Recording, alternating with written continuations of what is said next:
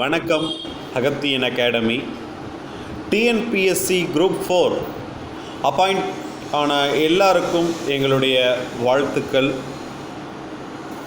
அதுக்கப்புறம் பார்த்திங்கன்னா பணி மாறுதல் சம்பந்தமான கேள்விகள் நிறைய கேட்டீங்க. சார், எனக்கு பர்சனல் இஷ்யூஸ் நிறைய இருக்குது. இப்போ தான் கை குழந்தை இருக்குது. நான் குழந்தை பிறந்து 10 மாதம் ஆகுது. என்னுடைய அப்பா அம்மாவை பார்த்துக்கணும். இந்த மாதிரியான நிறைய பர்சனல் இஷ்யூஸ் சொல்லி கேட்டிருக்கீங்க. நிறைய சந்தேகங்கள் கேட்டிருக்கீங்க. இந்த சந்தேகங்கள் பொறுத்த வரைக்கும் ட்ரான்ஸ்ஃபருக்கு எப்படியெல்லாம் உங்களுக்கு ஹெல்ப் பண்ணலாம் அப்படின்னு சொல்லி நாங்கள் சின்னதாக ஒரு இன்ஃபர்மேஷன்ஸ் கேதர் பண்ணியிருக்கோம். அந்த தகவல்கள் அடிப்படையில் உங்களுக்கு இப்போது இந்த சிறப்பு வீடியோ ஒன்று சின்னதாக கொடுக்கலான்னு இருக்கோம். First of all, district wise என்ன, ஸ்டேட் வைஸ்னால் என்ன, டிஸ்ட்ரிக்ட் வைஸ் சீனியாரிட்டி எப்படி போகும், ஸ்டேட் வைஸ் சீனியாரிட்டி எப்படி போகும்னு சொல்கிறேன். ஃபஸ்ட்டு டிஸ்ட்ரிக்ட் வைஸ் சீனியாரிட்டி பார்த்திங்கன்னா, மாவட்ட வாரியாக தேர்ந்தெடுக்கப்பட்ட மாவட்டங்களின் பணியிடங்கள், இதுதான் டிஸ்ட்ரிக்ட் வைஸ் சீனியாரிட்டி. ரெவென்யூ, பிடி, போலீஸ், கோர்ட், இந்த மாதிரியான துறைகள் நீங்கள் தேர்ந்தெடுத்திருந்தீங்கன்னா, அதாவது நீங்கள் செலக்ட் பண்ணும்போதே மாவட்டம் மென்ஷன் பண்ணி செலக்ட் பண்ணியிருந்தீங்கன்னா அது டிஸ்ட்ரிக்ட் வைஸ் சீனியாரிட்டி. இல்லை பொதுவாக எடுத்திருப்பீங்க, இந்த பிடபிள்யூடி, லேபர் டிபார்ட்மெண்ட், அக்ரி, அப்புறம் பார்த்திங்கன்னா ஃபிஷரிஸ், லைப்ரரிஸு, அப்புறம் பார்த்திங்கன்னா கோர்ட்லேயே ரெஜிஸ்ட்ரார், இந்த மாதிரி ரெஜிஸ்ட்ரேஷன், இந்த மாதிரியான சம்மந்தப்பட்ட துறைகள் பார்த்திங்கன்னா ஸ்டேட் வைஸ் சீனியாரிட்டின்னு சொல்லுவாங்க. இதில் டிஸ்ட்ரிக்ட் வைஸ் சீனியாரிட்டி உள்ள டிபார்ட்மெண்ட்டுக்கு எடுத்த உடனே ஜாயின் பண்ண உடனே ட்ரான்ஸ்ஃபர் கிடைக்காதுங்க. குறிப்பாக பர்சனல் இஷ்யூஸ்க்காக ட்ரான்ஸ்ஃபர் கிடைக்கிறதுங்கிறது ரொம்ப ரொம்ப கஷ்டம், கொடுக்கவும் மாட்டாங்க. இதில் ட்ரான்ஸ்ஃபர் உங்களுக்கு எப்படி வரும் அப்படின்னு பார்த்தீங்கன்னா, ஜாயின் பண்ண ஒரு 1 இயர்க்குள்ளே டிஸ்ட்ரிக்ட் வைஸ் சீனியாரிட்டி எடுத்திருந்தீங்கன்னா, இப்போ டிஸ்ட்ரிக்ட் வைஸில் தருமபுரி மாவட்டம் நீங்கள் எடுக்கிறீங்கன்னா, தருமபுரி மாவட்டத்தில் பஞ்சாயத்து டெவலப்மெண்ட் போர்டு நீங்கள் எடுத்திருக்கீங்கன்னா, அதில் தருமபுரி மாவட்டத்திற்கு கீழே ஒரு 5 டிபார்ட்மெண்ட் இருக்கும், 5 ஜோன்ஸ் இருக்கும். அந்த 5 ஜோன்ஸில் நீங்கள் இப்போது பாலக்கோடு, தர்மபுரி கலெக்டரேட், நல்லம்பள்ளி, இந்த மாதிரியான ஊர்களில் நீங்கள் ஏதாவது ஒரு ஏரியாவில் நீங்கள் செலக்ட் ஆகி அப்பாயிண்ட் ஆகியிருந்தீங்கன்னா, இப்போ உங்களுக்கு பாலக்கோடு பிடிக்கல, நான் எனக்கு அங்கேருந்து தருமபுரி பக்கமாக இருக்குது, நான் தருமபுரிக்கு ட்ரான்ஸ்ஃபர் வாங்கிக்கிறேன்னு நீங்கள் நினச்சிங்கன்னா, உங்களுக்கு தருமபுரி ஹெட் ஆஃபீஸ் பொறுத்த வரைக்கும் அங்கே பணி நிமித்தமான காலி பணியிடங்கள் இருந்தால் உங்களுக்கு அங்கே ட்ரான்ஸ்ஃபர் கண்டிப்பாக கிடைக்கும். அதாவது அஃபிஷியல் ட்ரான்ஸ்ஃபர், பணி நிமித்தமான காலி பணியிடங்கள் இருக்கும் பட்சத்தில் உங்களுக்கு அங்கே ட்ரான்ஸ்ஃபர் கிடைக்கும். சப்போஸ், சார் என்னுடைய டிஸ்ட்ரிக்ட் மதுரை டிஸ்ட்ரிக்ட் சார், நான் அப்பாயிண்ட் ஆனது சேலமில் அப்பாயிண்ட் ஆகியிருக்கேன், எனக்கு என் சொந்த டிஸ்ட்ரிக்ட்கே போகணும் அப்படின்னு சொல்லி கேட்டிங்கன்னா அதுவும் உண்டு. அது எப்படின்னு பார்த்தீங்கன்னா, மியூச்சுவல் ட்ரான்ஸ்ஃபர் இருக்குது சார். எப்படின்னு பார்த்தீங்கன்னா, இப்போ மதுரைக்காரர் சேலத்தில் ஒர்க் பண்ணிகிட்ருக்காரு, சேலத்துக்காரர் மதுரையில் ஒர்க் பண்ணிகிட்டு இருந்தாருன்னா, நீங்கள் அங்கே இருக்க பிடி டிபார்ட்மெண்ட், இப்போ சேலத்தில் ஒர்க் பண்ணுறவர் மதுரையில் இருக்கிற பிடி டிபார்ட்மெண்ட்டுடைய யாராவது ஒருத்தர் சேலத்தில் ஒர்க் பண்ணுறாங்களா, சேலத்துக்காரர் இங்கே மதுரையில் ஒர்க் பண்ணுறாங்களான்னு நீங்கள் கேட்டு தெரிஞ்சிருக்கணும். அப்படி இருந்தாங்கன்னா நீங்கள் அவர்கிட்ட பேசி மியூச்சுவல் ட்ரான்ஸ்ஃபருக்கு அப்ளை பண்ணிங்கன்னா, உங்களுக்குள்ளே பேசி நீங்கள் மியூச்சுவல் ட்ரான்ஸ்ஃபரில் மாறிக்கலாம், சொந்த மாவட்டங்களில் மாறிக்கலாம். அப்படி இல்லைன்னா நீங்கள் 2 வருஷம் ஒர்க் பண்ணிவிட்டு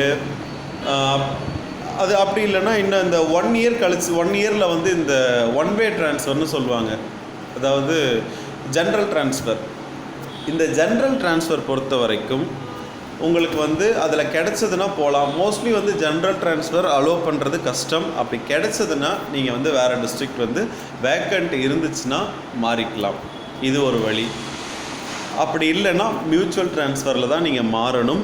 அப்படி மாறினீங்கன்னா டிஸ்ட்ரிக்ட் வைஸ் சீனியாரிட்டி உள்ளவங்களுக்கு அப்படி நீங்கள் மாறினால் கண்டிப்பாக உங்களுக்கு சீனியாரிட்டி 100% கேன்சல் ஆகும். இப்போ நீங்கள் சேலத்தில் 5 வருஷம் ஒர்க் பண்ணுறீங்க, 5 வருஷம் ஒர்க் பண்ணிவிட்டு நீங்கள் குரூப் 2A கேடர் இப்போ போயிட்டீங்க ப்ரமோஷனில், நீங்கள் மதுரைக்கு சொந்த மாவட்டத்துக்கே போகிறீங்கன்னா நீங்கள் இந்த 5 வருஷம் சீனியாரிட்டி சேலத்தில் ஒர்க் பண்ண இந்த 5 வருஷம் சீனியாரிட்டி மதுரைக்கு போகும்போது கேன்சல் ஆகிடும். அங்கே உங்களுடைய சீனியாரிட்டி உங்களுக்கு முன்னாடி எத்தனை அதிகாரிகள் இருக்காங்களோ அத்தனை பேருக்கும் கடைசியாக தான் நீங்கள் ஜாயின் பண்ணுவீங்க. அங்கேருந்து தான் உங்களுடைய சீனியாரிட்டி புதுசாக ஸ்டார்ட் ஆகும். இது டிஸ்ட்ரிக்ட் வைஸ் சீனியாரிட்டி எடுத்தவங்களுக்கு நான் சொல்லிக்கிட்டு இருக்கேன். இப்போ ஒரு எக்ஸாம்பிளுக்கு சொல்லணும்னு பார்த்தீங்கன்னா, இப்போ 2015 குரூப் 4 நீங்கள் வந்து மதுரை மாவட்டத்தை சேர்ந்தவர் சேலத்தில் அப்பாயிண்ட் ஆகுறீங்கன்னு வச்சுக்கோங்க. இப்போ அங்கே நீங்கள் 5 வருஷம் கெயின் பண்ணுறீங்க, எக்ஸ்பீரியன்ஸு சீனியாரிட்டி கெயின் பண்ணிட்டீங்க. இப்போ உங்களுக்கு 2025 ப்ரமோஷன் வருது, சேலத்தில் ஏதாவது மதுரையில் சொந்த மாவட்டத்தில் பிடி டிபார்ட்மெண்ட்டில் வேக்கண்ட் இருக்குன்னு தெரிஞ்சிருச்சு. ஸோ நீங்கள் அங்கே ட்ரான்ஸ்ஃபர் வாங்கிட்டு போனீங்கன்னா உங்களுக்கு முன்னாடி இந்த 2015 2020க்குள்ளாக குரூப் 4 அப்பாயிண்ட் ஆகிருப்பாங்க சார். சிலர் ஒரு 20 பேர் அப்பாயிண்ட் ஆகிருக்காங்கன்னா அந்த 20 பேருக்கும் அந்த இடைப்பட்ட காலத்தில் எத்தனை பேர் அப்பாயிண்ட் ஆகிருக்காங்களோ அந்த அத்தனை பேருக்கும் கடைசியாக தான் நீங்கள் உங்களுடைய பணியை ஆரம்பிப்பீங்க. அங்கேருந்து தான் உங்களுடைய சீனியாரிட்டி ஸ்டார்ட் ஆகும்.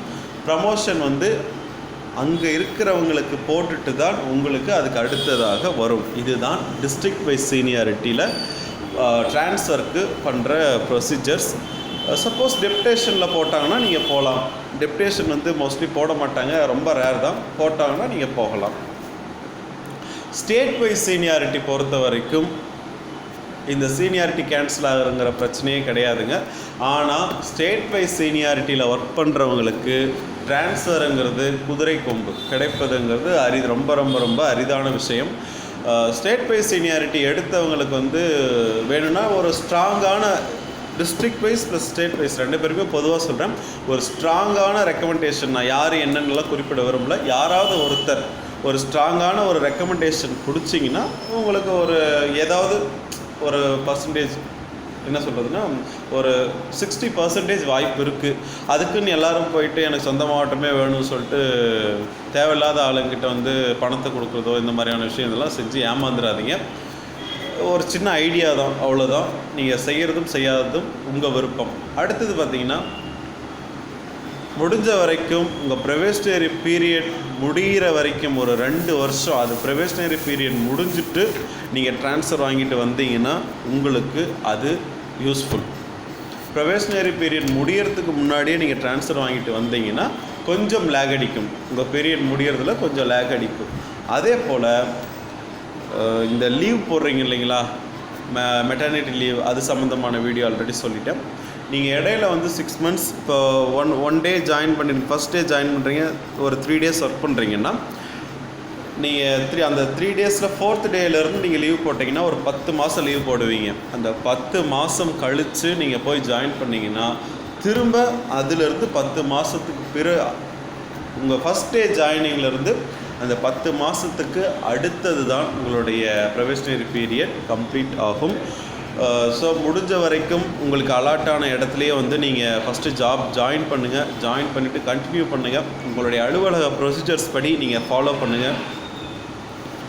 தொடர்ந்து இணைந்திருங்கள் அகத்தியனுடன். நன்றி, வணக்கம். உங்களுக்கு வேறு ஏதாவது சந்தேகங்கள் இருந்தால் தாராளமாக கமெண்ட் பாக்ஸில் தெரியப்படுத்துங்க. எங்களால் முடிஞ்ச வரைக்கும் நாங்கள் உங்களுக்கு உடனுக்குடன் யூடியூப்பில் கமெண்ட்ஸ்க்கு ரிப்ளை கொடுத்துருவோம். அதே போல் இன்னும் சில சந்தேகங்கள் கேட்டிருக்கீங்க, அதற்கான அடுத்த வீடியோ நான் கண்டிப்பாக கொடுத்துருவேன். அன்அகாடமியில் எங்களை ஃபாலோ பண்ண, அன்அகாடமியில் என்னுடைய ப்ரொஃபைலுக்கான லிங்க் கொடுத்துருக்கேன். எங்களுடைய லெசன்ஸ் வாட்ச் பண்ணுங்கள், ரிவ்யூ கொடுங்க, ரேட்டிங் கொடுங்க. என்னுடைய லிங்க் ஃபாலோ பண்ணுங்கள். தேங்க்யூ.